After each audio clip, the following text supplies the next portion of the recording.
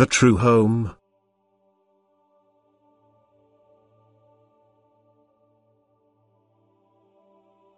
The spiritual realm is certainly an entirely dissimilar region to the earthly realm, and it requires a strong will to strive for the former realm while the human being still lives in the midst of the world. They are two entirely different kingdoms, and one kingdom totally seems to exclude the other. However, the more seriously a person wants to enter and stay in the spiritual kingdom, the more real it will become to him, and the stronger he will feel that the spiritual kingdom is his actual home, that the earth is merely something transient which the human being simply has to pass through in order to reach his true home. But on the whole, the spiritual region will seem unreal to a person, and time and again he will have to fight. He will have to exert force in order to mentally escape the world for a short time and to drift over into the spiritual world. Nevertheless, he will succeed if this is his serious will. Yet one thing must be present in him, the desire for God and, as a result of this, a life of love. In that case, the human being's soul will already be grounded in the spiritual kingdom, for the right kind of love comes from God and leads back to Him, whose kingdom is not of this world. However, the human being must possess the right kind of love, the love for God and his fellow human beings. As long as the human being is still dominated by selfish love, he will be more in touch with the earthly realm, and a spiritual world will seem implausible to him. This spiritual world will be distant to him and also cannot entice him to seek contact with it.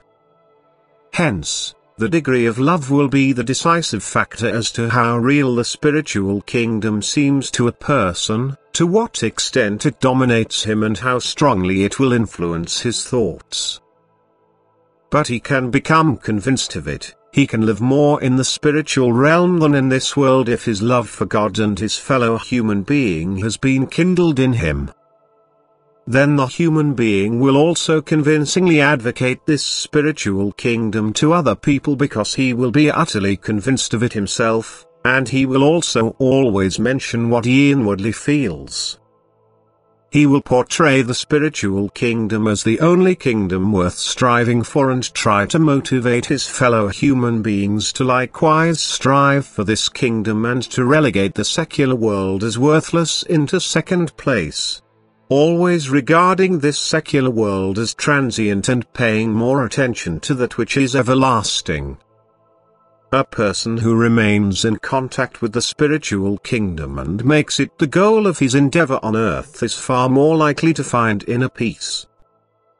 The human being will never find complete happiness in the earthly world, for he will also discover the transience of this world, and his life will remain unsatisfied if he only ever longs for earthly possessions and is content with fulfilling his earthly wishes, because his soul feels that it needs something different in order to be happy.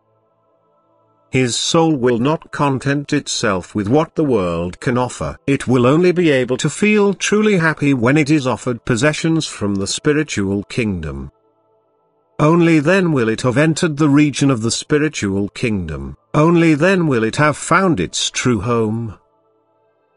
Only then will it acknowledge the spiritual kingdom as its home, and only then will it know that this kingdom is real and that it cannot be taken away from the soul again once it has arrived at home, once it has found its way back to the Father's house from which it once had originated. Amen.